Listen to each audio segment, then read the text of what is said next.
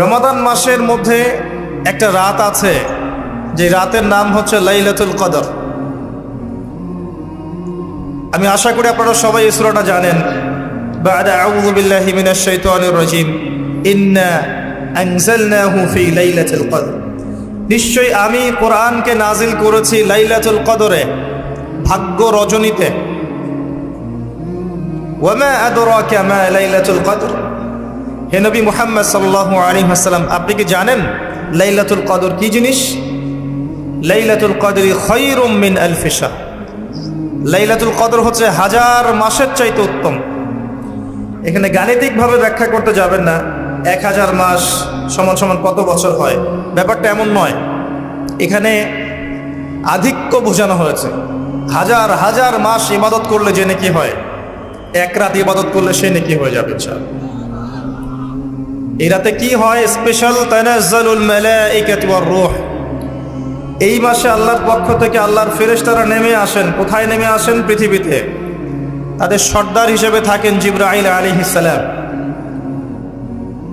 তানাজ্জালুল মালাইকাতু ওয়ার রূহু ফিহা বিইذনি রাব্বিহিম। আল্লাহর রবের আদেশে তারা এই কাজটা করেন। মিন কুল্লি আমর, প্রত্যেকটা বিষয়ের ফয়সালা হয় এই রাতে। আপনার আমার তাকদীর লেখা হয়েছে আসমান জমিন সৃষ্টির 50,000 বছর আগে। আপনার আমার তাকদীর লেখা হয়েছে আসমান জমিন সৃষ্টির 50,000 বছর আগে। আল্লাহ পাক সমস্ত সৃষ্টির তাকদীর লিখেছেন প্রথম দফায়। দ্বিতীয় দফায় তাকদীর লেখা হয়েছে যখন আমার আপনার রূহ আমাদের মায়ের গর্ভে ছিল 4 মাস 10 দিন বয়স। ওই সময় আল্লাহর পক্ষ থেকে ফেরেশতা আসেন, এসে লিখে দেন তার হায়াত, তার রিজিক, সে সৌভাগ্যবান না দুর্ভাগ্যবান। এরপর রূহটাকে ফুঁকে দেন, বাচ্চা নড়াচড়া শুরু করে। এর আগ পর্যন্ত পেটের মধ্যে বাচ্চা নড়াচড়া করে না। যখন রূহটা ফুঁকে দেওয়া হয় তারপর থেকে বাচ্চা নড়াচড়া শুরু করে। দ্বিতীয় দফায় তাকদীর লেখা হয়। এরপরে তৃতীয় দফা লেখা হয় এই লাইলাতুল কদরে, যে আগামী 1 বছর কি হবে, আপনি কি করবেন। অর্থাৎ 1 বছরের বাজেট প্রণয়ন করা হয় প্রত্যেক লাইলাতুল কদরে। তানাজ্জালুল মালাইকাতু ওয়ার রূহ ফিহা বিইذনি রাব্বিহিম মিন কুল্লি আমর। এই রাতের আরেকটা বৈশিষ্ট্য হচ্ছে সালামুন হিয়া হাত্তা মাতলাইল ফজর। ফজর পর্যন্ত এই রাতে শান্তি শান্তি শান্তি শান্তি প্রশান্তি বজায় থাকে। এই রাতে আপনি যে দোয়া করবেন, যে কোনো দোয়াই করবেন, যদি আপনার রিজিকটা হালাল হয় ইনশাল্লাহ কবুল হয়ে যাবে। যে কোনো দোয়া। এই রাতে যারা ইবাদত করে দাঁড়িয়ে দাঁড়িয়ে, তাদের চতুর্দিকে ফেরেশতারা সমবেত হন, তাদের দোয়ায় তারা শরীক হন, তাদের জন্য দোয়া করতে থাকেন। ঠিক তখনই দেখবেন মুমিন বান্দার চোখ দিয়ে টপটপ করে পানি পড়া শুরু হয়েছে। আপনি ফিল করতে পারবেন যে আপনার দোয়া আল্লাহ কবুল করছেন। এই রাতের ইবাদতকে 1000 মাস দিয়ে গুণ করলেও কখনো সমান হবে না। একটা রাত ইবাদত করলে আপনি হাজার হাজার মাসের নেকি পাচ্ছেন। এই সুযোগটাকে ছেড়ে দেওয়া যায়? কবে এই রাত স্পেসিফিকলি বলা যাবে না 27 তারিখেই, স্পেসিফিকলি বলা যাবে না যে 21-এর রাতেই, 23-এর রাতেই বা 25-এর রাতেই। নির্দিষ্ট করে বলার কোনো সুযোগ নাই। নবী সাল্লাল্লাহু আলাইহি ওয়াসাল্লাম লাইলাতুল কদর পেয়েছেন এবং ওই রাতে বৃষ্টি হচ্ছিল। তিনি সেজদা করছেন, তার কপালের মধ্যে মসজিদে নববীর যে মাটি আছে এই মাটির কাদা লেগেছিল। তখন কিন্তু মসজিদ টাইলস ফিটিং ছিল না।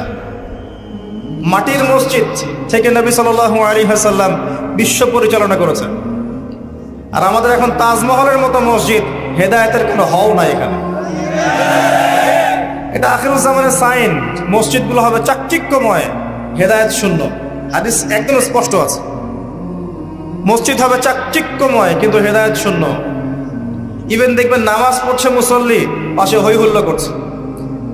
দিনের কথা আলোচনা হলে বা নামাজ পড়লে, কেউ কোরআন তেলাওয়াত করলে আদবের সাথে যে পাশে শোরগোল করতে হয় না, এটাও এখন বুঝাতে হয়। বুঝাতে গিয়ে যদি আপনি এই আয়াত তেলাওয়াত করেন, লাহুম কুলুবুন লা ইয়াফকাহুনা বিহা, কিছু মানুষকে আল্লাহ পাক কলব দিয়েছেন বোঝে না। ওয়া লাহুম আযানুন লা ইয়াসমাউনা বিহা, কিছু মানুষকে আল্লাহ পাক কান দিয়েছেন শোনে না। ওয়ালাহুম আ'য়ুনুন লা ইউবসিরুনা বিহা, কিছু মানুষকে আল্লাহ পাক চোখ দিয়েছেন দেখে না। উলাইকা কাল আনআম, এরা আনআমের মতো। বাল হুম আদাল, বরং তার চাইতেও নিকৃষ্ট। তখন কিছু মানুষের ইগোতে লেগে যায়। আচরণ কিন্তু এমনই। কোরআন যেখানে তেলাওয়াত করা হচ্ছে, নবীর হাদিসের কথা বলা হচ্ছে, সেখানে উঁচু স্বরে কথা বলা জায়েজ নেই। নামাজ পড়ছে একজন ব্যক্তি, সে আল্লাহর সাথে সরাসরি কথা বলছে, তার পাশে কথা বলা জায়েজ নেই। এমনকি নামাজরত ব্যক্তির পাশে কোরআন তেলাওয়াত করাও জায়েজ নেই। কথা কি বুঝতে পারছেন? একজন ব্যক্তি নামাজে দাঁড়িয়েছে, আল্লাহর সাথে কথা বলছে, পাশে আপনি কোরআন তেলাওয়াত করতে পারবেন না জোরে জোরে। মনে মনে করতে হবে, করতে চাইলে মনে মনে করতে হবে। অনেক সময় মসজিদের ভিতরে দেখবেন নামাজ পড়া হচ্ছে, শোরগোল করছে। নবী সাল্লাল্লাহু আলাইহি ওয়াসাল্লাম বলেছিলেন, আখিরুজ জামানে, তিরমিজিতে আছে হাদিসটা, আখিরুজ জামানে ইসলামের নামটুকু থাকবে, ইসলামের প্রকৃত বিষয়গুলো থাকবে না। কোরআনের মাসহাফ থাকবে, যে মাসহাফ, কোরআনের মাসহাফটা থাকবে, এর শিক্ষাগুলো থাকবে না। মসজিদগুলো হবে চাকচিক্যময়, কিন্তু মসজিদ হবে হেদায়েত শূন্য। আর চতুর্থ লাইনটা আরো ভয়ঙ্কর।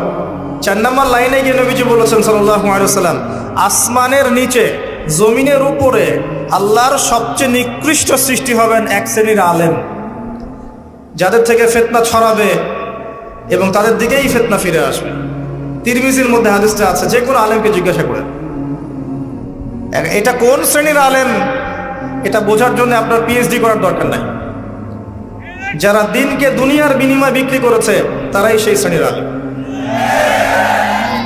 যারা সত্য কথা বলতে ভয় পেয়েছে, তারাই সেই শ্রেণীর আলেম।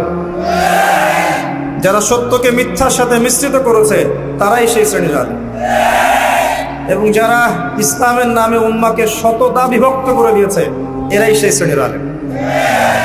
নবী করিম সাল্লাল্লাহু আলাইহি ওয়াসাল্লাম বলেছেন, লাইলাতুল কদর আমি পেয়েছি, কপালে কাদামাটি ছিল, বৃষ্টি হচ্ছিল, তার মানে ওই রাতে বৃষ্টি হতে পারে, ওই রাতে বৃষ্টি হতে পারে।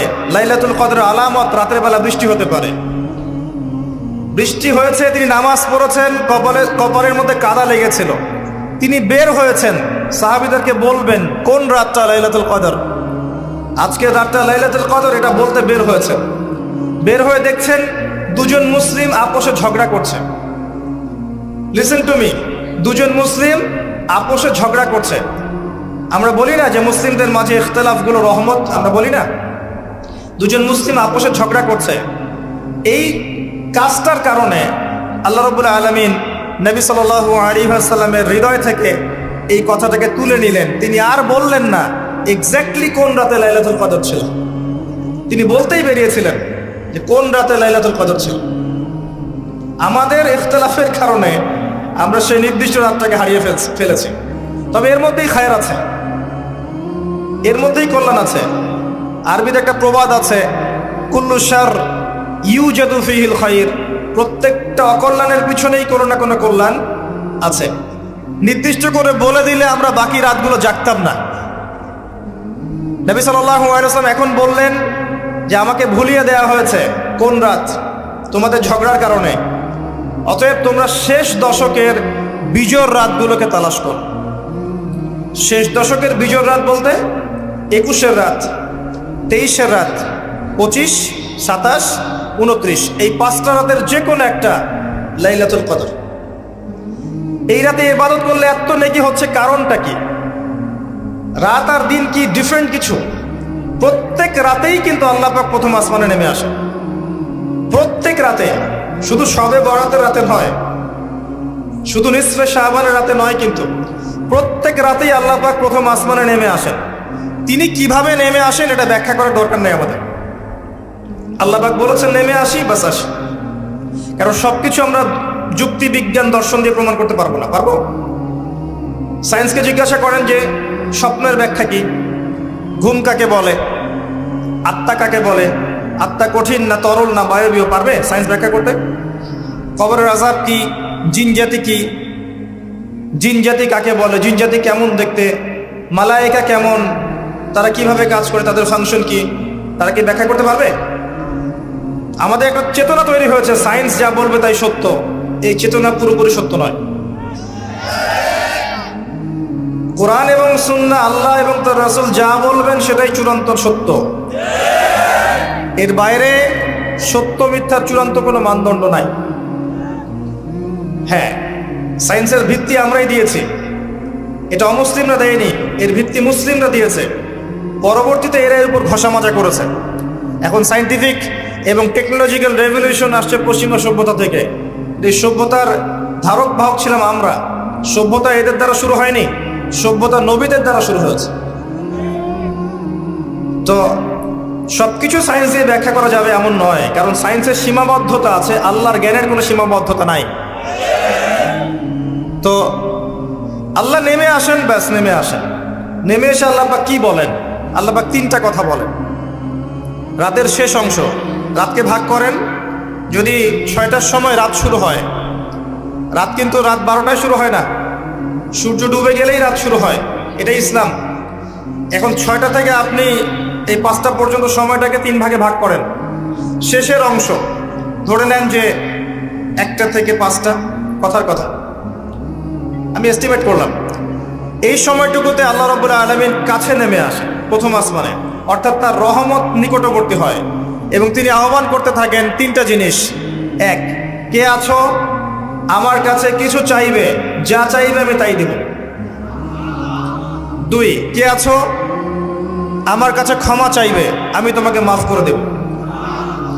3, কে আছো আমাকে ডাকবে, আমি তোমার ডাকে সাড়া দেব।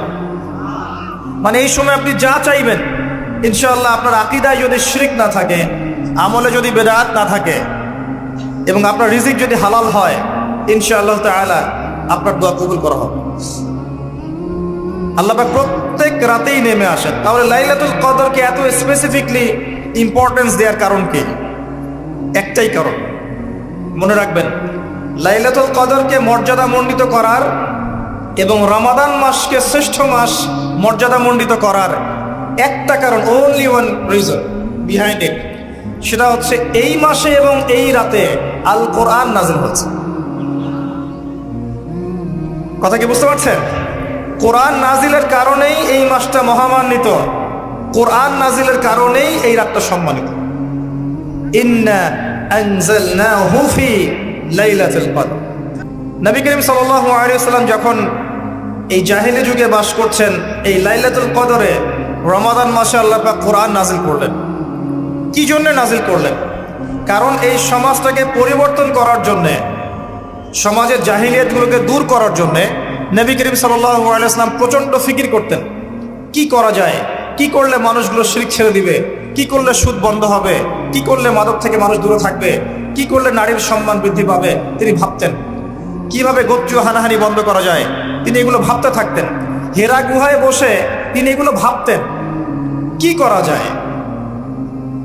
যুবক বয়সে তিনি হিলফুল ফুজুর তৈরি করেছেন এগুলো সমস্যা দূর করার জন্য, কিন্তু পরিপূর্ণরূপে সফল হয়েছেন বলতে পারি না আমরা, কারণ তখন ওহী আসেনি। এই ভাবতে ভাবতে ভাবতে ভাবতে একদিন এক রাতে তার কাছে আল্লাহর পক্ষ থেকে কোরআন নাজিল হলো। সূরা আলাকের প্রথম 5টা আয়াত, বিসমিল্লাহির রহমানির রহিম, ইকরা বিসমি রাব্বিকাল্লাযী খালাক। পড়ুন আপনার রবের নামে যিনি আপনাকে সৃষ্টি করেছেন। খালাকাল ইনসানা মিন আলাক, যিনি মানুষকে সৃষ্টি করেছেন জমাট বাঁধা রক্তপিণ্ড থেকে।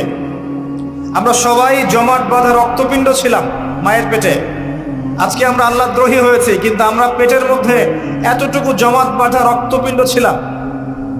সূরা ইয়াসিনের মধ্যে আল্লাহ পাক এই কথাটা বলেছেন, তোমাদেরকে তো নুতফা থেকে সৃষ্টি করেছি, ফাইদা হুয়া খাসীমুম মুবিন, যখন সে বড় হয়েছে সুস্পষ্টভাবে আল্লাহর বিরুদ্ধাচরণ করছে। আমি যে কথা বলছিলাম, কোরআন নাজিল হয়েছে লাইলাতুল কদরে। এখন এই কদরের রাতকে ইবাদতের জন্য খাস করে নিতে হবে। শেষের দশক এবং বিজোড় রাত 21, 23, 25, 27, 29। বলছিলাম রমাদান মাস এবং লাইলাতুল কদরকে সম্মানিত করা হয়েছে একটা কারণেই, কারণ এই মাসে এই রাতে আল কোরআন নাজিল করা হয়েছে। এটাই কারণ। কোরআন কখন নাজিল হলো? যখন সমাজে সুদ আছে, মদ আছে, জেনা আছে, ব্যভিচার আছে, শিরক আছে, এরকম সমাজে প্রথম তীর আলোকে যে ওহীটা আল্লাহ পাক নাজিল করেছেন, এর বেসিসে আপনাকে পড়াশোনা করতে হবে। এই জ্ঞানটা দিয়ে আপনি সমাজ সংস্কার করতে পারবেন ইনশাআল্লাহ। এর সাথে উপকারী জ্ঞানগুলো কি নিব না? অবশ্যই নিব। ওহির জ্ঞানের সাথে, কোরআন সুন্নাহর জ্ঞানের সাথে আমি ইতিহাসের জ্ঞান নিব, আমি পলিটিক্যাল সায়েন্সের জ্ঞান নিব, আমি দর্শনের জ্ঞান নিব, জিওপলিটিক্সের জ্ঞান নিব, প্রয়োজনে আমি সায়েন্সের জ্ঞান নিব, আমি কমার্সের জ্ঞান নিব, আর্টসের জ্ঞান নিব, মেডিকেল সায়েন্স পড়বো, ইঞ্জিনিয়ারিং পড়বো, সবই পড়বো, কিন্তু বেসিকটা কি হবে? কোরআন, সুন্নাহ, ইসলাম। এরপর আপনি ডাক্তার হন, ইঞ্জিনিয়ার হন, পলিটিশিয়ান হন, সামাজিক নেতা হন, প্রশাসনের ক্যাডার হন, আপনার জন্য মোবারকবাদ। আপনি যেখানেই যাবেন সেখানেই বরকত ছড়াবেন ইনশাআল্লাহ। যে পলিটিশিয়ানের ভিতরে তাকওয়া আছে তার দ্বারা দুর্নীতি সম্ভব না। যে প্রশাসনের কর্মকর্তার ভিতরে তাকওয়া আছে সে ঘুষ নিতে পারবে না, দুর্নীতি করতে পারবে না। যে আলেমের ভিতরে তাকওয়া আছে সে দিনকে দুনিয়ার বিনিময়ে বিক্রি করবে না। যে ডক্টরের ভিতরে তাকওয়া আছে সে ডাক্তার হবে, কসাই হবে না। যে ইঞ্জিনিয়ারের ভিতরে তাকওয়া আছে সে দেখবেন সত্যিকারের প্রকৌশলী হবে, সে কিন্তু চোর হবে না। ভিতরটা চেঞ্জ করতে হবে, ভিতরটা, এর নাম তাকওয়া। ভিতরটা চেঞ্জ করবে একটা জিনিস, আল্লাহর ওহী, কোরআন এবং সুন্নাহ, ইসলাম। এটা আপনার ভিতরকে পরিবর্তন করবে। আর আমরা অনেক বড় বড় কথা বলি অনেক সময়, কিন্তু মূল কাজটা হচ্ছে ভিতরটা পরিবর্তন করা। আমাদের সবার সাথে যার যার কলব যাবে, যার যার আমল যাবে। আল্লাহ পাক আমাকে কলার চেপে ধরে বলবেন না যে বাংলাদেশে ইসলামী খেলাফত কায়েম করে আসো নাই কেন, এটা আল্লাহ পাক আমাকে বলবেন না।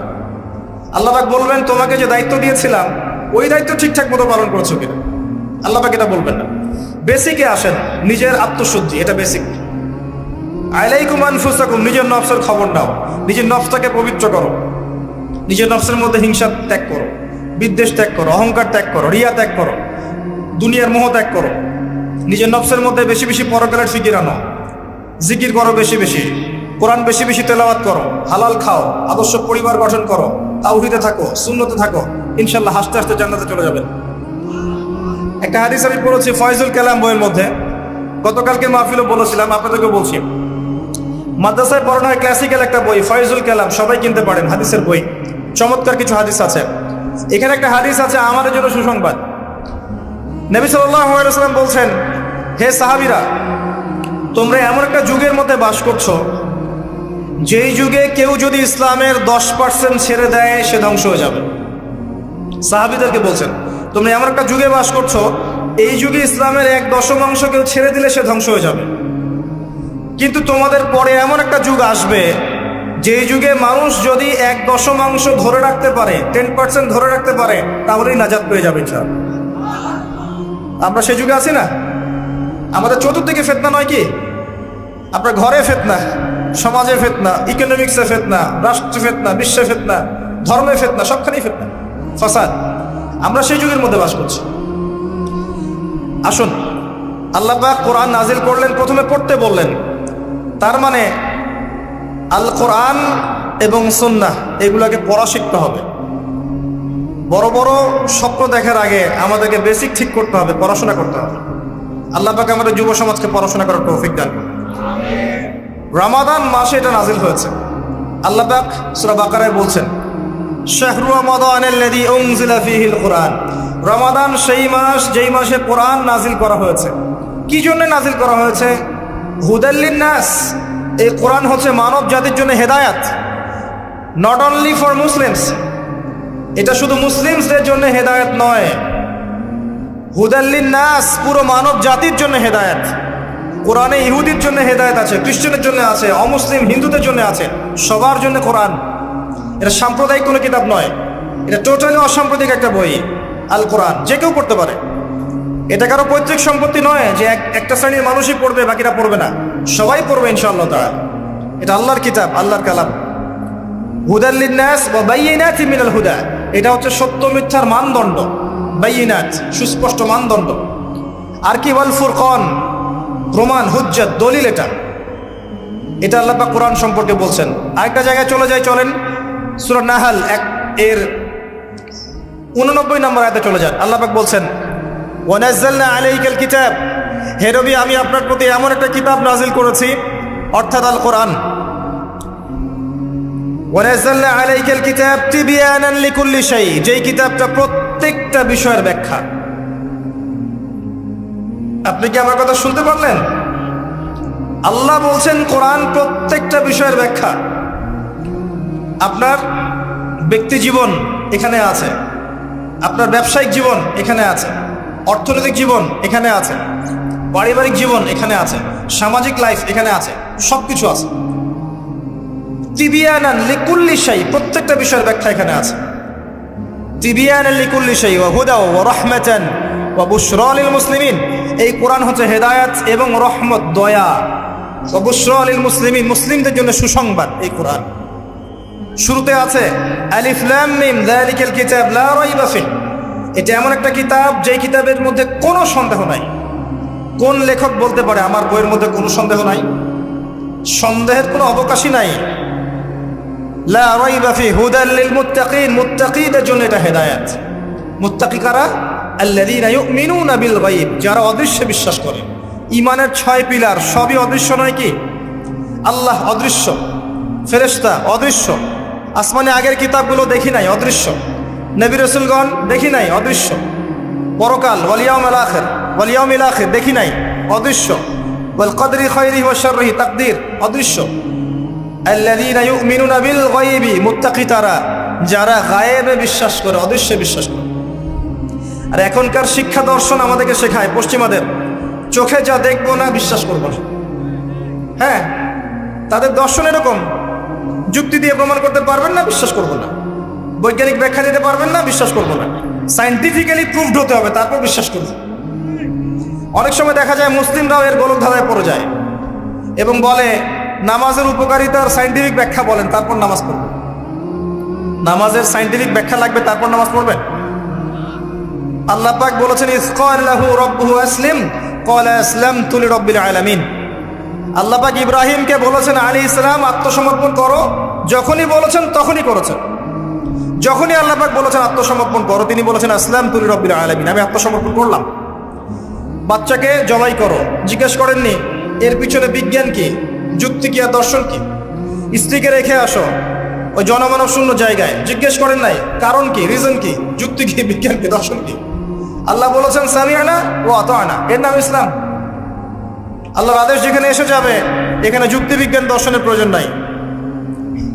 এই কনসেপ্টে আপনাকে মৌলবাদী হতেই হচ্ছে, কিছু করার নাই, কারণ মৌলিক বিষয় আপনাকে মেনে চলতে হবে। হ্যাঁ, প্রত্যেকটা বিষয়কে আপনি ব্যাখ্যা করতে পারবেন যদি সেই জ্ঞান আপনার কাছে থাকে, কিন্তু যুক্তিবিজ্ঞান দর্শনের সীমাবদ্ধতা আছে, সবকিছু এরা ব্যাখ্যা করতে পারে না।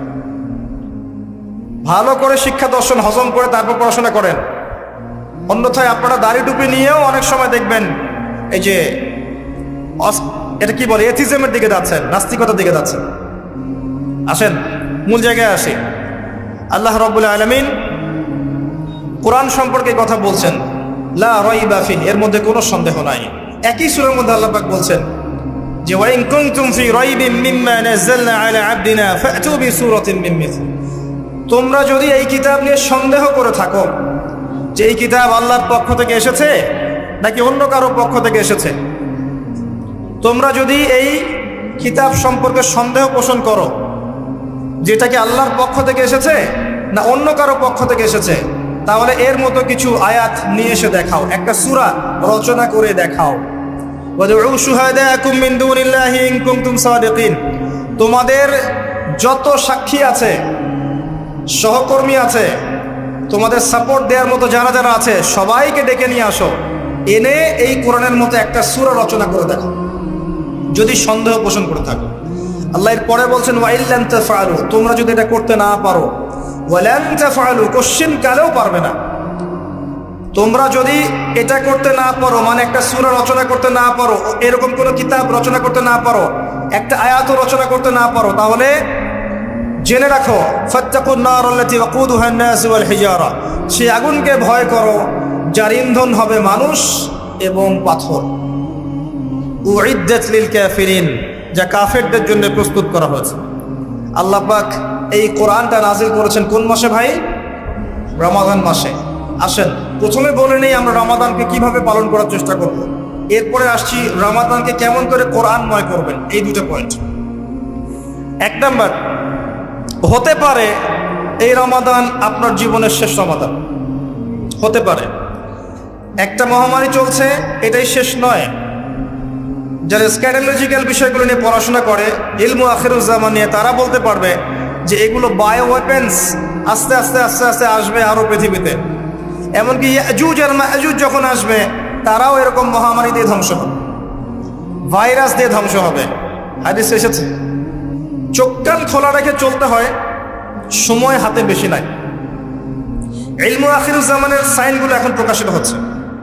কে জানে আগামী রমাদান আমরা কেউ বেঁচে নাও থাকতে পারি, মহামারী দিয়ে নষ্ট হয়ে যেতে পারি, অন্য কোনো ভাবে ধ্বংস হতে পারি, স্বাভাবিক মৌত হতে পারে। অতএব এই রমাজানটাকে কাজে লাগাতে হবে। আগে কিভাবে লাগাবেন আমি কয়েকটা পয়েন্টস বলছি, এই জায়গা থেকে মনোযোগ দেন। ইতিহাস বলে কি মাথা এলোমেলো করে দিয়েছি নাকি?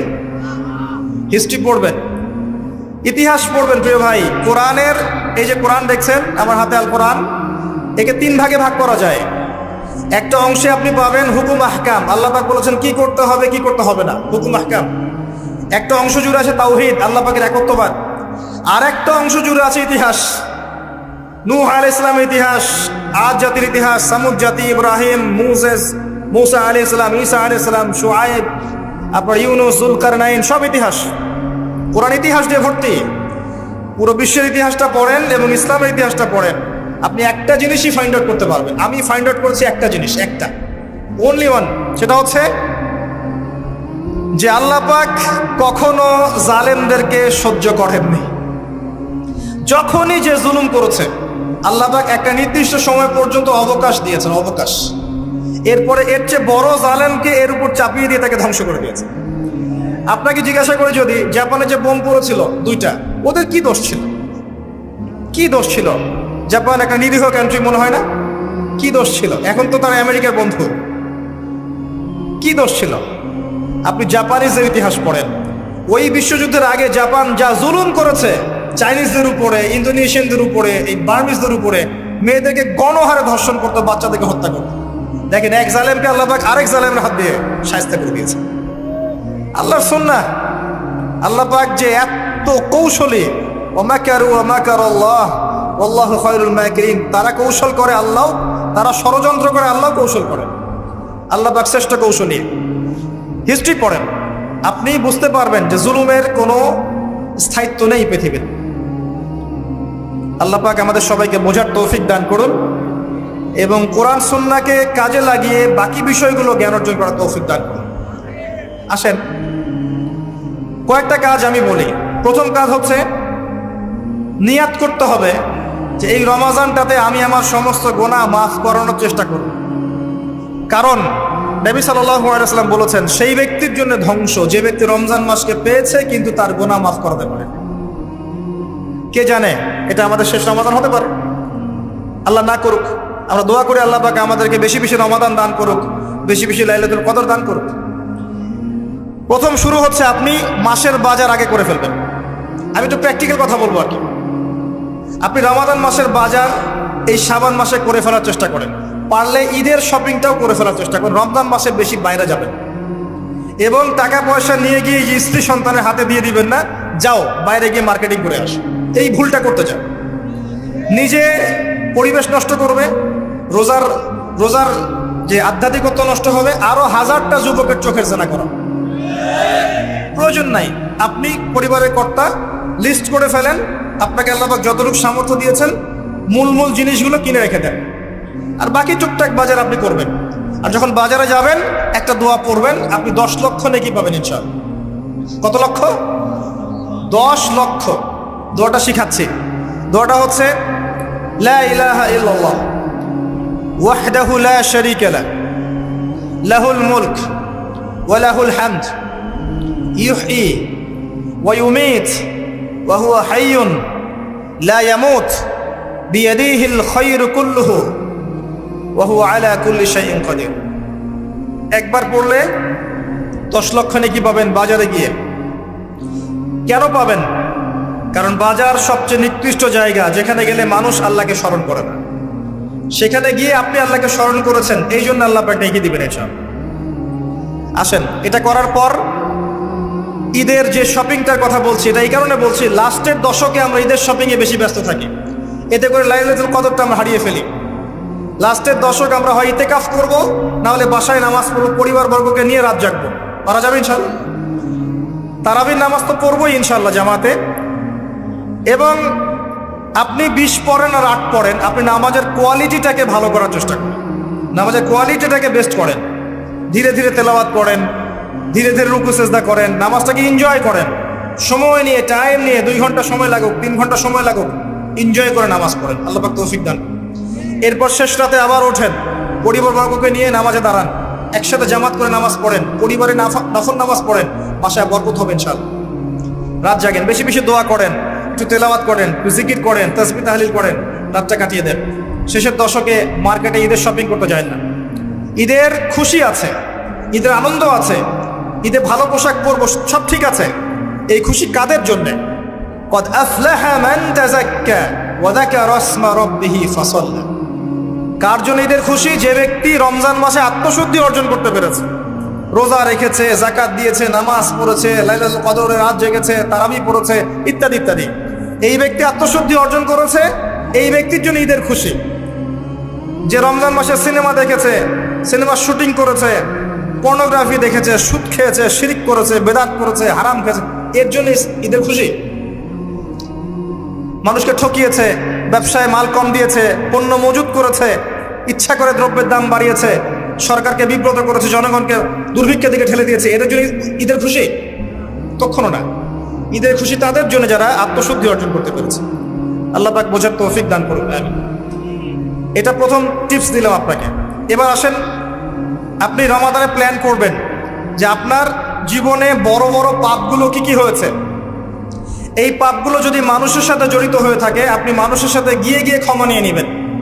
কারো টাকা নিয়েছেন, দেন নাই, দিয়ে দিবেন। কারো সম্পত্তি পায়, দেন নাই, দিয়ে দিবেন। কারো হকটা নষ্ট করেছেন, গালি দিয়েছেন, গীবত করেছেন বা তহমত দিয়েছেন, অপমান করে ইত্যাদি, ক্ষমা চেয়ে নেবেন। রমাদান মাসে মানুষের হকটা দিয়ে দেন। আল্লাহর কাছে জড়িত যে পাপগুলো আছে, এটার জন্য ইস্তেগফার যথেষ্ট। খালি যদি বলেন আস্তাগফিরুল্লাহাল্লাযী লা ইলাহা ইল্লা হুয়াল হাইয়ুল কাইয়্যুম ওয়া আতুবু ইলাইহি, 1 সেকেন্ডের মধ্যে আল্লাহ পাক আপনার সমস্ত পাপকে নেকি দিয়ে পরিবর্তন করে দিবেন সব। এবার প্র্যাকটিক্যালি যাবেন, সেহরি করবেন। সাহরির মধ্যে বারাকা আছে। সাহরি না করে রোজা রাখাটা উচিত না। সাহরির মধ্যে বারাকা আছে। একটা খেজুর হোক, 1 গ্লাস পানি হোক, আপনি সাহরি করবেন, এর মধ্যে বারাকা আছে। এবং সাহরির সময় এমনভাবে খাবেন না যে এটা আপনার জীবনের শেষ খাওয়া। কথা বুঝতে পারছেন? এত বেশি আইটেম করতে যায় না, এত বেশি ভোগবিলাসী হয়ে গেলে রোজার আধ্যাত্মিকত্ব থাকবে না। সেহরিতে অল্প খান, যদি খেতে হয় পেটের 3 ভাগের 1 ভাগ খান, 1 ভাগ ফাঁকা রাখেন, 1 ভাগ আপনি পানি দিয়ে পূর্ণ করেন। এখনকার কিছু তথাকথিত আশিকা রসুলের মতো হতে যায় না, যাদের ভুঁড়ির জ্বালায় চেয়ারে বসতে পারেন, এই কাজ করতে যায়। এটা মুসলিমদের শোভা পায় না। আমরা পরিশ্রমী জাতি, কর্মঠ জাতি, আমাদের এসব শোভা পায় না। এটাও শেষ জামানা হাদিসে আছে। কি নাই আসলে, শেষ জামানে এক শ্রেণী মানুষ বের হবে, যারা হবে সাকিল, একদম বুড়িওয়ালা, ঠেস দিয়ে বসে থাকবে আরাম করে, এবং বলবে যে কোরআনে যা আছে আমি তাই মানি, হাদিসটা আমি মানি না, ইত্যাদি। আসেন, সাহরির পরে রোজা রেখেছেন, 5 ওয়াক্ত নামাজ জামাতে পড়ার চেষ্টা করেন। খুব সিম্পল জিনিস, খুব বেশি কিছু দরকার নেই আমাদের। 5 ওয়াক্ত নামাজ আপনি জামাতে পড়ার চেষ্টা করেন। বাসার থেকে ওযু করে বের হবেন, প্রত্যেক পদক্ষেপ হাঁটবেন, আপনার একটা স্টেপে একটা করে গুনাহ মাফ হবে, একটা নেকি লেখা হবে, মর্যাদা বাড়িয়ে দেওয়া হবে। একে 10 দিয়ে গুণ করা হবে, রমজান মাসে আরো 70 দিয়ে গুণ করা হবে ইনশাআল্লাহ। ফজরের নামাজটা জামাতে পড়লেন, নামাজটা জামাতে পড়ার পর আপনি বসে থাকবেন, কিছু সময় জিকির, আজকার, তাসবিহ, তাহলিল করবেন। পারলে 1 পারা করে কোরআন তেলাওয়াত করবেন। রমাদান মাসে প্রত্যেক দিন 1 পারা করে কোরআন তেলাওয়াত করার চেষ্টা করবেন। 30 দিন 30 পারা। রমাদানে অ্যাটলিস্ট একটা খতম করা যাবে, অ্যাটলিস্ট একটা খতম চেষ্টা করা যায় না ইনশাআল্লাহ। ফজরের নামাজ হয়ে গেছে, আপনি কোরআন তেলাওয়াত করেন। 1 পারা পড়তে সময় লাগবে আধা ঘন্টা, 40 মিনিট, কারো 1 ঘন্টা। এরপর সূর্য উঠে যাবে, উঠে গেলে পরে আপনি 2 রাকাত ইশরাকের নামাজ পড়বেন, নামাজটা পড়ে বাসায় যাবেন। আল্লাহ নবী বলছেন সাল্লাল্লাহু আলাইহি ওয়াসাল্লাম, আপনার আমল নামায় একটা কবুল হজ, একটা কবুল উমরার নেকি লেখা হবে ইনশাআল্লাহ। এবার রেস্ট করেন, বাসায় গিয়ে রেস্ট করেন। যখন ঘুমাবেন তখন ঘুমের সুন্নাহগুলো আদায় করেন। সূরা ফালাক, নাস, ইখলাস পড়েন, ফু দেন, দিয়ে গা মাসাহ করেন, আয়াতুল কুরসি পড়ে ঘুমান। ঘুমের দোয়া পরে ঘুমান, ঘুমটাও নাকি হবে ইনশাআল্লাহ। এরপর হয়তো আপনি কাজে যাবেন, চাকরিতে যাবেন বা ব্যবসায় যাবেন বা আপনি শিক্ষাক্ষেত্রে যাবেন ইত্যাদি ইত্যাদি। যে ক্ষেত্রেই যান না কেন আপনি মনে রাখবেন আপনি রোজাদার। যে ক্ষেত্রেই যান আপনি মনে রাখবেন আপনি রোজাদার। আমি কারোর সাথে এখন ঝগড়া করতে পারবো না, কারোর সাথে এখন মারামারি করতে পারবো না, আমি কারো গীবত করতে পারবো না, আমি মিথ্যা বলতে পারবো না, আমি মাপে কম দিতে পারবো না, আমি জনগণকে ঠকাতে পারবো না, আমি রোজাদার। এটা মনে রাখবেন। এটা মনে রাখলে পরে দেখবেন ইনশাআল্লাহ তাআলা আপনি আল্লাহকে পাচ্ছেন, আল্লাহর মাআরিফত পাচ্ছেন। খাচ্ছি না আল্লাহর ভয় না, পানি পান করছি না, স্ত্রী সহবাস করছি না, কার ভয়ে? আল্লাহর ভয় না। এত কঠিন কাজ করার পরেও রোজার নেকি পাওয়া যাবে না যদি রোজা রাখা অবস্থায় আমি মিথ্যা বলি, মাপে কম দেই, গীবত করি, সুদ খাই, জেনা করি ইত্যাদি। নবী সাল্লাল্লাহু আলাইহি ওয়াসাল্লাম বলেছেন সেই ব্যক্তির পানাহার ছেড়ে দেয় আল্লাহর কিচ্ছু যায় আসে না যে ব্যক্তি রোজা রেখে অশ্লীল কাজ করেছে। মা বোনদেরকেও বলবো, রোজা রেখে যদি বেপরদায় চলেন রোজার কোনো দাম নাই। রোজা রেখেও যদি এমন কাপড় পরে চলেন যেই কাপড় পরা না পরা একই কথা। ঢাকা শহরের ফ্যামিনিস্ট মেয়েদের মতো জিন্স আর গেঞ্জি পরে ঘোরেন, রোজা রাখা না রাখা আপনার একই কথা। এটা রোজা হয়নি, উপবাস হয়েছে, উপবাস। ইকোনমিক সেকশন আমরা যারা আছি, আমরা যদি রোজা রেখেও সুদ খাই, আমার রোজা রাখা না রাখা আল্লাহর কিচ্ছু যায় আসে না। আমরা ধর্মীয় ক্ষেত্রে যারা আছি, জানা অনুযায়ী আমল যদি না করি, দিনকে দুনিয়ার স্বার্থে ব্যবহার করি, আমাদের রোজা রাখা না রাখায় কিছু যায় আসে না। আমরা যদি মিথ্যা বলি, অন্যের গীবত করি, অশ্লীল কাজ করি, গার্লফ্রেন্ডের সাথে সময় কাটাই, ওর সাথে কফি খেতে যাই, ডেটিং করতে যাই, এই যে ফেসবুকের মাধ্যমে চ্যাটিংয়ে প্রেম করি, ইউটিউবে অশ্লীল ভিডিও দেখি, পর্নোগ্রাফি দেখি ইত্যাদি ইত্যাদি, এইসব রোজা রাখা না রাখা আল্লাহর কিচ্ছু যায় আসে। আমি হাত জোর করে বিনতি করছি ভাই, খাওয়া পান করা, স্ত্রী সহবাস ছেড়ে দেওয়ার নাম রোজা নয়, এটার নাম রোজা নয়, এটা একটা অংশ রোজার মাত্র। রোজা রেখে আল্লাহর যাবতীয় হারাম ত্যাগ করলে পরে রোজা হবে ইনশাআল্লাহ। এই কাজগুলো করার চেষ্টা করি, আল্লাহ পাক তৌফিক দান করুন। রোজা রাখা অবস্থায় আপনি বেশি বেশি জিকির করবেন। কি করবেন? সুবহানাল্লাহ পড়বেন, আলহামদুলিল্লাহ পড়বেন, আল্লাহু আকবার পড়বেন, লা ইলাহা ইল্লাল্লাহ পড়বেন, লা হাওলা ওয়ালা কুওয়াতা ইল্লা বিল্লাহ পড়বেন হাসবিয়াল্লাহু ওয়া নি'মাল ওয়াকিল, সুবহানাল্লাহি ওয়া বিহামদিহি আযীম ওয়া বিহামদিহি পড়বেন, আস্তাগফিরুল্লাহ ওয়া আতুবু ইলাইহি, আস্তাগফিরুল্লাহ ওয়া আতুবু ইলাইহি পড়বেন, লা ইলাহা ইল্লাল্লাহ ওয়াহদাহু লা শারীকা লাহু লাহুল মুলকু ওয়া লাহুল হামদু ওয়া হুয়া আলা কুল্লি শাইইন কাদির। পারা যাবে না ইনশাআল্লাহ? বেশি বেশি পড়বেন। আরেকটা কাজ করবেন, প্রতিটা কাজ নবী সাল্লাল্লাহু আলাইহি ওয়াসাল্লামের সুন্নাহ মাফিক করার চেষ্টা করবেন। সুন্নাহ মাফিক, খাচ্ছেন তার সুন্নাহ মাফিক, টয়লেট করছেন তার সুন্নাহ মাফিক, ঘুমাচ্ছেন তার সুন্নাহ মাফিক। সুন্নাহর বইগুলো আছে না বাজারে, কিনে নেবেন, কিনে নিয়ে দেখবেন প্রতিটা কাজ কিভাবে করলে সুন্নাহ হবে। এই কাজগুলো করতে গিয়ে আপনাকে গভর্নমেন্ট বাধা দিবে, বিশ্বের পরাশক্তিরা বাধা দিবে, আপনাকে কি কেউ পিটাবে এগুলো করলে, জেল খাটাবে? এগুলো আমাদের ব্যক্তি স্বার্থের ব্যাপার, ইচ্ছা করলেই করা যায়। এই ইচ্ছাটা আল্লাহ পাক আমাদের অন্তরে জাগ্রত করুন, আমিন। একটা কাজে কথা বলবো, নর্মালি আমরা ফরজগুলোতে বেশি ফোকাস করি, ফরজ ওয়াজিবে। রমজান মাসে সুন্নত মোস্তাহাবেও ফোকাস করতে হবে। রমাদানে একটা নফল আপনাকে ফরজের নেকি দিয়ে দিবে ইনশাআল্লাহ, রমাদান একটা সুন্নাহ আপনাকে ফরজের নেকি দিবে ইনশাআল্লাহ। রমজান মাসে শুধু ফরজ নয়, একটু সুন্নাহ সালাতগুলো, নফল সালাতগুলো একটু বেশি বেশি পড়ার চেষ্টা করি, আল্লাহ পাক তৌফিক দান। স্পেশালি একটা কাজ করার চেষ্টা করতে পারি, ওযু যখন ভেঙে যায়, টয়লেট করলেন ওযু ভেঙে গেল, সাথে সাথে হালকা করে ওযু করে ফেলার চেষ্টা করে, সবসময় পবিত্র থাকার চেষ্টা করে। বেলাল আল হাবাশি নাম শুনেছেন? রাদিয়াল্লাহু আনহু। নবী সাল্লাল্লাহু আলাইহি ওয়াসাল্লাম বলছেন, আমি যখনই জান্নাতে গিয়েছি বেলাল তোমার পায়ের শব্দ শুনেছি। সুবহানাল্লাহ। যেই বেলালকে উত্তপ্ত মরুভূমিতে শুইয়ে নির্যাতন করা হচ্ছে, সেই বেলাল বলছেন আহাদুন আহাদ। সেই বেলাল রাদিয়াল্লাহু আনহুর নামে শানে সূরা নাজিল হচ্ছে, কুল হুয়াল্লাহু আহাদ। ওই বেলাল রাদিয়াল্লাহু আনহুকে নবী সাল্লাল্লাহু আলাইহি ওয়াসাল্লাম বলছেন, যখনই জান্নাতে যাই তোমার পায়ের আওয়াজ শুনি, তুমি কি এমন আমল করো যার কারণে এই মর্যাদা তোমার?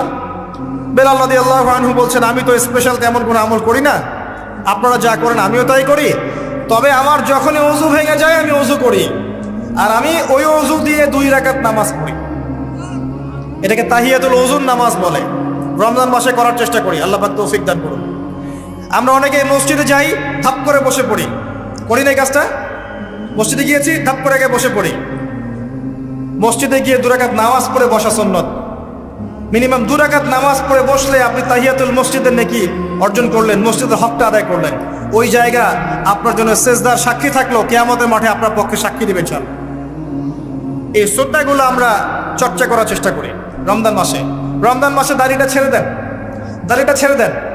এটা একমাত্র ভিজিবল সুন্নাত, দৃশ্যমান সুন্নাত, যেটা আপনার সাথে কবরে যাবে।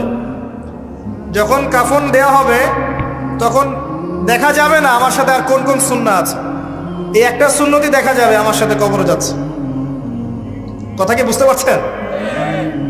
আর এটাকে আমরা এখন যত পারি মেয়ে হওয়ার চেষ্টা করছি। নবীজি বলেছিলেন শেষ জামানায় ছেলেরা মেয়েদের পোশাক পরবে, মেয়েরা ছেলেদের পোশাক পরবে। দেখবেন মেয়েরা এখন ফর্মাল পোশাক পরছে, জিন্সের গেঞ্জি পরে ঘুরছে, আর ছেলেরা ক্লিন শেভ। ছেলেরা মেয়েদের মতো গাল বানাচ্ছে। আর কোন সাইনের জন্য অপেক্ষা করছেন? নবীজি বলেছিলেন উঁচু উঁচু বিল্ডিং নির্মাণের প্রতিযোগিতা করা হবে। একবার এয়ারে ঢাকার কাছাকাছি আসবেন, এয়ারে তো সফর করেছেন আপনারা অনেকেই। যখন এয়ার ফ্লাই করে, টেক অফ করে বা ল্যান্ড করে, যখন ঢাকার কাছাকাছি, তখন উপর থেকে আপনি ঢাকাকে দেখবেন। কেন বলেছি this is the city of Akhiruzzaman? কেন বলেছি? নবীজি বলেছেন কিয়ামতের 2টা মেজর সাইন, 2টার মধ্যে একটা হচ্ছে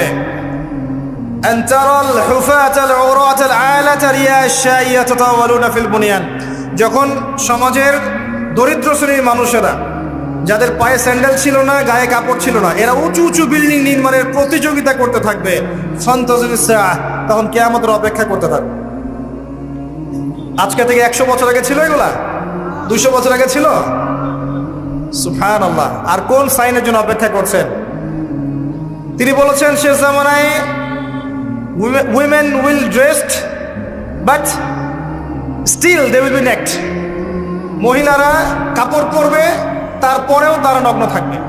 আপনি ঢাকার শপিং মলে যান, আপনি দেখেন। আর কোন সাইনের জন্য অপেক্ষা করছেন? শুধু ঢাকা কেন, গ্রামগঞ্জে ছড়িয়ে পড়েছে এগুলো, এখন গ্রামেও ছড়িয়ে পড়েছে। গ্রামে আরো বেশি দেখা গেছে মাশাআল্লাহ। গ্রামে গিয়ে আমরা হতভাগ, সুবহানাল্লাহ। গ্রামের মেয়েগুলা, গ্রামের মেয়ে ঢাকা শহরের মেয়েকে পার করে ফেলেছে। বাদ দেন, ওইদিকে না যাই, ডিফারেন্ট টপিক। আমরা রমাদান মাসের সুন্নাহগুলো আমল করার চেষ্টা করি। তাহিয়াতুল মসজিদ আমল করার চেষ্টা করেন, তাহিয়াতুল ওযু আমল করার চেষ্টা করেন, বেশি বেশি জিকির করেন। এবার আসেন রমাদানে জাকাত হিসাব করবেন। জাকাত, আপনার জাকাত হিসাব করেন, কত টাকা জাকাত এসেছে। জাকাতের হিসাব জানেন তো? হ্যাঁ, 7.5 ভরি স্বর্ণ, রৌপ্য কত? 52.5 তোলা।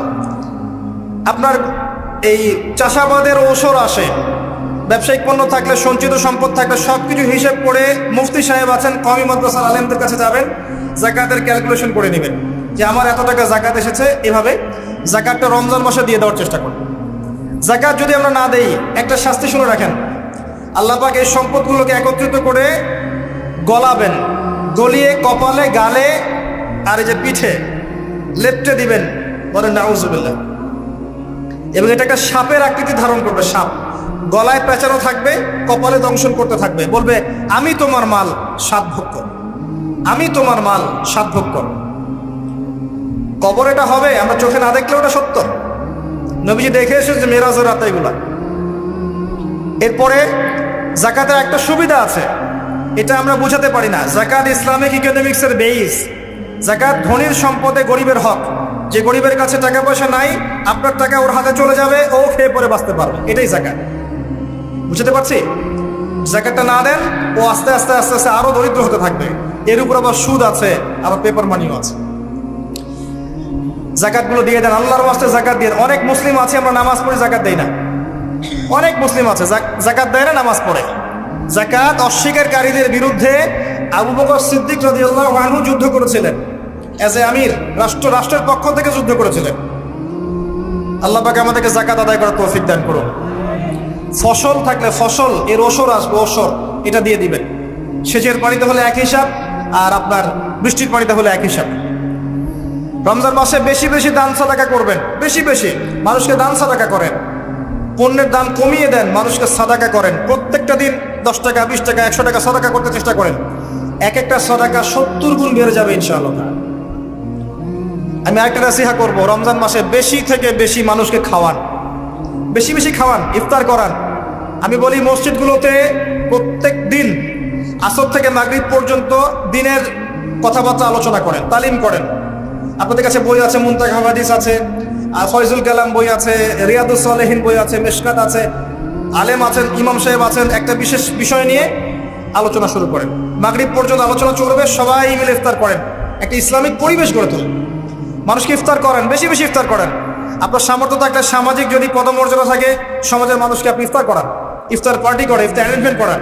পার্টি বলা ঠিক না, আসলে ইফতার মাহফিল বলতে পারি আমরা। ইফতার মাহফিল করেন বেশি বেশি, মানুষকে ইফতার। একজন ব্যক্তিকে ইফতার করালে ওই ব্যক্তির রোজার নেকি আপনি পেয়ে যাবেন ইনশাআল্লাহ। প্রজেক্ট করেন, ইফতারের প্রজেক্ট করেন, মানুষের টাকাগুলো নেন, সংগ্রহ করে গরিবদের মাঝে ইফতার বিলিয়ে দেন। দুইটা পদ্ধতি হতে পারে, আমি নিজেও করবো ইনশাআল্লাহ তাআলা। দুটো পদ্ধতি হতে পারে, ডেইলি বেসিসে ইফতার দিতে পারেন, অথবা মাসের বাজার করে দেন। এক মাসে কি কি লাগে, কতটুকু চাল, বুট, ডাল লাগে লিস্ট করেন, করে একটা ফ্যামিলিতে একটা প্যাকেট পাঠিয়ে দেন। দেখবেন পুরো ফ্যামিলি ইনশাআল্লাহ তাআলা রমজান মাসটা খেয়ে পরে বাঁচতে পারবে। এগুলো আমরা না করলে কারা করবে? অমুসলিমরা করবে। অমুসলিমরা করে করেই তো সবাইকে খ্রিস্টান বানাচ্ছে। কোথায় আছেন আপনি? সমাজ সেবা করে করে তো মানুষের ঈমান আমল হরণ করে ফেলছে, আর আমরা সমাজ সেবা করতে চাচ্ছি না। জি, আমরা গরিব মানুষের পাশে দাঁড়াচ্ছি না, ওরা গিয়ে দাঁড়াচ্ছে। দেখবেন মানুষ বলছে, হ্যাঁ এই ধর্মটা ভালোই, আমি খ্রিস্টান হয়ে যাই। কত মানুষ যে খ্রিস্টান হয়ে যাচ্ছে আপনি জানেন? পরে বুঝবেন, যখন আমরা এই যে হাত বাঁধা, পায়ে পা রফুলে ইত্যাদি নিয়ে মারামারি করছি, কে কোন মাযহাব, কে কোন তরিকা, কার কোন ত্রুটি আছে, এগুলো নিয়ে আমরা সোশ্যাল মিডিয়ায় ঘাটাঘাটি করছি। এই সময়গুলোর মধ্যে এগুলো অনেক এগিয়ে গেছে। এরা আরো এসব এই খরমা জিলাপি নিয়ে মারামারি করতে থাক, দেখবেন আস্তে আস্তে আস্তে আস্তে কোন দিকে চলে যায় পরিস্থিতি। গলার মধ্যে দড়ি দিয়ে ফাঁস লাগানো হয়ে গেছে, খালি টানা বাকি আছে। আরে এখন ঝগড়া করে বেড়াচ্ছে কোন আলেমের কোন সমস্যা। লাহুম কুলুবুন লা ইয়াফকাহুনা বিহা, আল্লাহ পাক বলেছেন সূরা আরাফ 179। রমজান মাসে বেশি বেশি ইফতার করান, বেশি বেশি দান সাদাকা করেন। আর একটা কাজ বলে আমি শেষ করছি, রমজান মাসে পরিবারকে সময় দেন। পরিবারকে সময় দেন, পরিবারের হক আছে আমাদের উপরে। স্ত্রীকে সময় দেন, স্বামীকে সময় দেন, একসাথে ইফতার বানান। একটা পরিবেশ, একটা আনন্দ, একটা উৎসবের আমেজ যেন বিরাজ করে। ছোট ছোট বাচ্চা থেকে রোজা রাখতে উৎসাহিত করেন। সবাই একসাথে বসে একটা বড় প্লেটে ইফতার করেন। বাচ্চারা যখন বড় হবে তখন বলবে, ছোটবেলায় আমরা বাবা মার সাথে এভাবে ইফতার করেছি, সংস্কৃতি লালন করেছি। পারিবারিক হৃদ্যতা চলে আসেন। প্রতিবেশীকে ইফতার পাঠান, প্রতিবেশীকে ইফতার হাদিয়া দেন, মসজিদে একসাথে ইফতার করেন। তারপর রাতের বেলা তাহাজ্জুদে দাঁড়ান, তারাবিতে দাঁড়ান। তারাবি নামাজে ধীর স্থিরভাবে কেরাত পড়েন। ইমাম যাকে নিযুক্ত করবেন তাকে সুললিত কণ্ঠে কোরআন তেলাওয়াত করতে বলবেন, ধীর স্থিরভাবে। তাকে প্রেশার দিবেন না, তার দায়িত্ব নিয়ে নেন। ইমাম হাফেজদের পুরো মাসের দায়িত্ব নেন, তার পরিবারের দায়িত্ব নেন। একটা সম্মানজনক হাদিয়ার ব্যবস্থা করে দিবেন, যাতে করে তারা নিশ্চিন্তে থাকে পুরো মাস, তাকে অন্যদিকে ফোকাস করতে না হয়।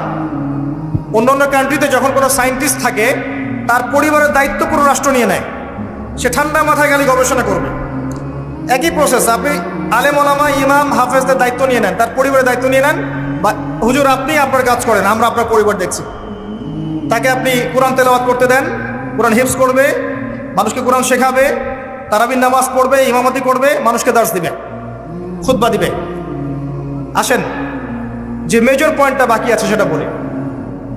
তার আগে এটাও বলি যে ইফতার করার সময় বেশি খাবেন না। যদি আপনি বেশি খান তাহলে আপনি তারাবির নামাজে দাঁড়াতে পারবেন না। আর একটা মেজর কথা, এটা লাস্ট পয়েন্ট, সেটা হচ্ছে এই মাসে কি নাজিল হয়েছে ভাই? কোন কারণে এই মাসটা সম্মানিত?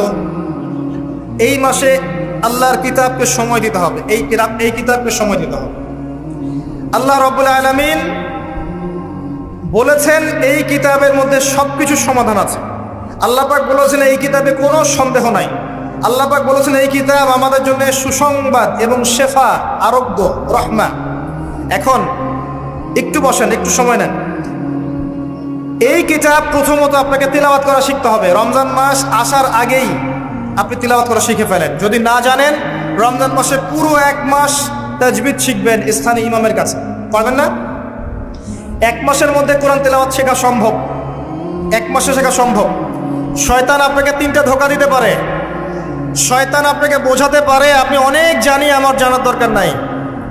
শয়তান বোঝাতে পারে আমার বয়স হয়ে গেছে, আমার দ্বারা হবে না। শয়তান বোঝাতে পারে আমার অনেক সময় পড়ে আছে, পরে শিখে নিব। আল্লাহর ওয়াস্তে শয়তানের ধোকায় পড়বেন না। এই মাসে কোরআন শেখেন, কে জানে আপনি আগামী মাস পান কিনা। কোরআন শিখে নেন, রমজান মাসে তেলাওয়াত করে শিখে নেন, কি পাবেন। কয়েকটা হাদিস বলছি। নবী সাল্লাল্লাহু আলাইহি ওয়াসাল্লাম বলেছেন, এই কোরআন আপনার পক্ষে দলিল হবে অথবা বিপক্ষে দলিল হবে। হুজ্জাতুল লাকা ওয়া আলাইক, আপনার জন্য শাফিউল লি আসহাবি, এটা সুপারিশকারী হবে আপনার জন্য। প্রত্যেক হরফে আপনি 10টা করে নেকি পাবেন। কোনোদিনও আমি বলি নাই কোরআন তেলাওয়াত করলে নেকি হবে না। এই যে কাটছাট ভিডিও দেখলে আলেম ওলামাও ভুল মেসেজ পায়, এবং দেখা যায় একজন বরেণ্য আলেম হয়েও ভুল কথা বলতে শুরু করে। এজন্যই বলি এর ক্ষতিকর দিক কত। মূল বিষয় তার নখদর পড়ে নাই, একটা কাটছাট ভিডিও দেখেছে, দেখেই কথা বলা শুরু করে। কিন্তু সে আলেম, তার জানা উচিত কাফা বিল মারই কাযিবান ওয়া হুয়া ইয়াকুল কুল্লামা সামিআ। একজন মানুষের জন্য মিথ্যাবাদী হওয়ার জন্য এতটুকু যথেষ্ট, যা শুনলাম যাচাই বাছাই না করেই প্রচার করলাম। ইয়া আইয়ুহাল্লাযীনা আমানু ইন জাআকুম ফাসিকুম বিনাবাইন ফাতাবায়ানু, কোনো ফাসিক যদি কোনো খবর নিয়ে আসে সেটা আগে তথ্য যাচাই করো, তারপরে কথা বলো। ইশতারিবু কাসীরাম মিনাজ যন, বেশি বেশি অনুমান থেকে বেঁচে থাকো। ইন্না বা'দা যন্নি ইসম, এগুলো আমরাই ভুলে যাচ্ছি এখন। আমি বলছি বারবার, স্পষ্ট করে বলছি, কোরআন তেলাওয়াত করলে প্রত্যেক হরফে 10টা করে নেকি হবে। এবং কোরআন তেলাওয়াত করলে আপনার জীবনে বরকত আসবে, রিজিকে হায়াতে বরকত আসবে, আপনার কলবে আল্লাহর নূর আসবে ইনশাআল্লাহ তাআলা। কোরআন আপনার পক্ষে সাক্ষী দিবে, আপনার পক্ষে দলিল হবে, হুজ্জা হবে ইনশাআল্লাহ। প্রত্যেক হরফে 10 নেকি। তবে শুধু তেলাওয়াত করলেই আমি কোরআনের অর্থগুলো বুঝতে পারবো না। আর অর্থগুলো না বুঝলে আমি কোরআনে আল্লাহর মৌলিক মেসেজগুলো ধরতে পারবো না। ধরতে না পারলে সেই মেসেজগুলোর উপর আমল করতে পারবো না। এই কারণে কোরআনের অর্থটা বোঝা জরুরি, এর ভাষা শেখা জরুরি। কারণ আদেশ নিষেধ আমাকে মানতে চাইতে হবে। এবং কোরআন গবেষণা করতে হলে অবশ্যই অর্থ জানতে হবে, ভাষা শিখতে হবে, এর তাদাব্বুর তাফাক্কুরে ডুবে যেতে হবে, যেটা শুধুমাত্র তেলাওয়াত করা সম্ভব নয়। এটা বোঝাতে চেয়েছি। এর চেয়ে পরিষ্কার করে কি বলতে পারি বলেন? সুবহানাল্লাহ। আল্লাহ পাক আমাদেরকে বোধ শক্তি দান করুন। আল্লাহর ওয়াস্তে রমজান মাসে ভাই কোরআন তেলাওয়াত বাড়িয়ে দেন। যারা হাফেজ আছেন এই মাসে হিফজ চর্চা করবেন। আমার জন্য দোয়া করেন যেন আমি এই মাসে পুরোটা হিফজ করতে পারি। হিফজ চর্চা না করতে করতে অনেকটা ভুলেই যাচ্ছে। আসলে নবী সাল্লাল্লাহু আলাইহি ওয়াসাল্লাম বলেছেন, চর্চা না করলে কোরআন এত দ্রুত কলব থেকে বের হয়ে যায় যে একটা উটকে যদি ছেড়ে দেন সে যত দ্রুত চলে যাবে। আমাদের জন্য, আমার জন্য দোয়া করবেন যাতে কোরআনের হকটা আদায় করতে পারি। আল্লাহ পাক তৌফিক দান করুন। এবং যারা হাফেজে কোরআন তাদের উচিত আরবি ভাষা এবং সাহিত্য জেনে তাফসিরগুলো পড়ে কোরআনের আয়াতগুলো কিনে একটু গবেষণা করা, আয়াতগুলো বোঝার চেষ্টা করা, আল্লাহ পাক কি বলেছেন কোরআনের মধ্যে বোঝার চেষ্টা করা, এগুলো জনগণকে বোঝান। এবং এটা বোঝাতে আপনি উগ্র হবেন না, চরমপন্থী হবেন না, আক্রমণাত্মক হবেন না। আমরা কেউ কারো শত্রু নই, আমরা সবাই সবার বন্ধু, সবাই সবার ভাই। আমরা সবাই সবার ভাই, এক উম্মাহ, ওয়ান উম্মাহ নেশন। তাই আমরা কোরআনের মৌলিক মেসেজগুলো যুগোপযোগীভাবে সবার সামনে তুলে ধরবো, উপস্থাপন করব। মানার জন্য ফোর্স করব না। যাকে আল্লাহ পাক হেদায়েত দিবেন সে মানবে ইনশাআল্লাহ, যাকে আল্লাহ পাক হেদায়েত দিবেন না সে মানবে না, তার হিসাব সে দিবে, আমার কোনো দায় দায়িত্ব নেই।